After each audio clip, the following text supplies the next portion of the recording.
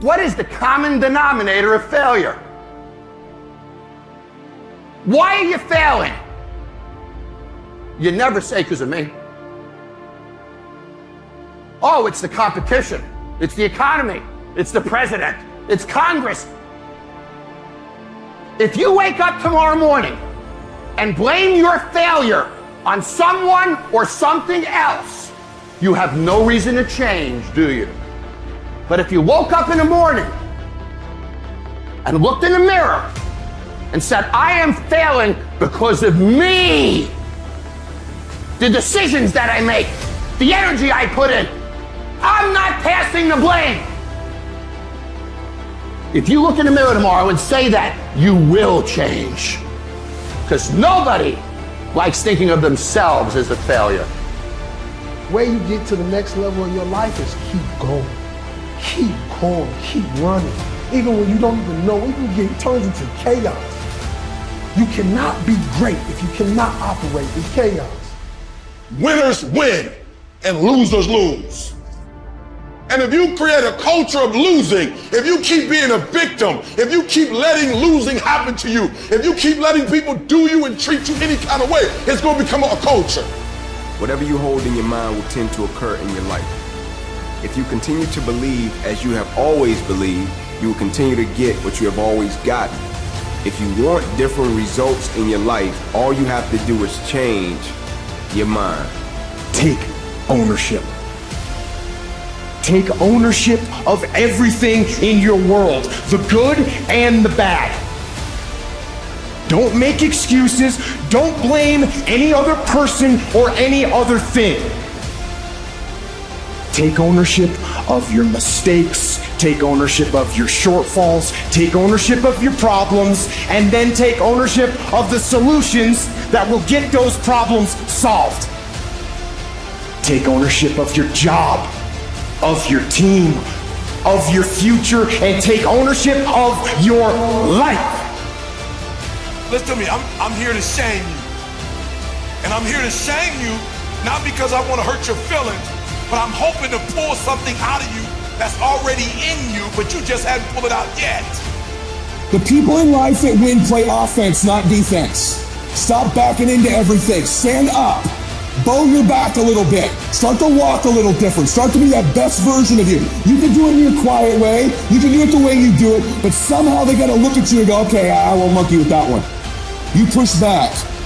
You gotta get obsessed. You gotta get relentless. You gotta be a road dog. You gotta get intense. You gotta have a permeating attitude that you're gonna win. You gotta have a positive outlook. You gotta be optimistic. You gotta know you're gonna win. You gotta, and right now you gotta say, I'm gonna win. I'm gonna win. My life is gonna win. There's gonna be a victorious life here. Because listen to me, the price you pay for losing here is too extreme. You have to carry the burden of failure the rest of your life. Get up and do what you're supposed to do. That's it. And that's discipline. It's not motivation. If you only did what you were supposed to do when you were motivated to do it, that's leaving it to chance. As we begin to elevate ourselves and not to follow the crowd, activating the thinker in us and disciplining and putting on hold the emotional part of ourselves. It's not easy, but through practice and practice and practice, practice makes improvement. You can always better your best. You can always go beyond anything that you have ever done. You'll never hit a state of perfection. You're always bigger than what you do. And so all you're looking for are new breakthroughs through practice and practice and practice. You'll get better and better and better. Something you should affirm to yourself every day. Repeat this, please. No matter how bad it is or how bad it gets, I'm going to make it. The people that make it in this world look around for the circumstances that they want, and if they can't find them, they create them. It's hard. No, easy is not an option. However, ladies and gentlemen, what you will discover is that it's worth it. Takes guts. You got to dig down deep to gut it out. Keep on going again and again and again until you make it happen, because you know that it's possible, and you are the determining factor. If you have the opportunity to play this game of life, you need to appreciate every moment. A lot of people don't appreciate their moment until it's past. Seize the day. The opportunities are there, but you got to reach out and pick them up. You've got to grab at them. But grab them. Don't be afraid to make a mistake, because you know what you can do if you grab the wrong one? Drop it and pick up another one. It's okay. Seize the day. The hardest obstacle was myself. I started realizing more and more and more what was haunting me was me. The elite performers look at time and use time completely differently than the people who perform at an average level. You don't want to slow down, and you want to move with speed and certainty. That means people need to know what they're doing. First thing I want to tell you about people who win, who max out, they are in a much bigger hurry than the people who are average. And I'm not kidding you when I say this. They're in a bigger hurry to get to their destination.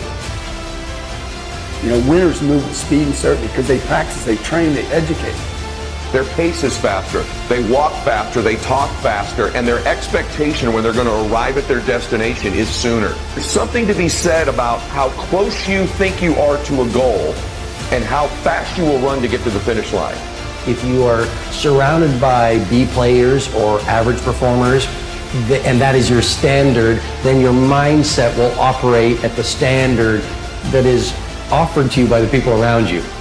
Do you have the guts to fail? If you don't fail, you're not even trying. To get something you never had, you have to do something you never did. Imagine you're on your deathbed, and standing around your deathbed are the ghosts representing your unfulfilled potential. The ghost of the ideas you never acted on. The ghost of the talents you didn't use. And they're standing around your bed, angry, disappointed, and upset. They say, we came to you because you could have brought us to life, they said. And now we have to go to the grave together. So I ask you today, how many ghosts are going to be around your bed when your time? If you take an oak tree seed and you put it in a 2-foot pot, that seed will never become the oak tree that oak trees are capable of becoming, because it's gonna get stifled by the 2-foot pot. Now check this out, ain't nothing wrong with the seed. Seed just fell prey to the environment. Don't you allow your environment to dictate the oak tree that you become.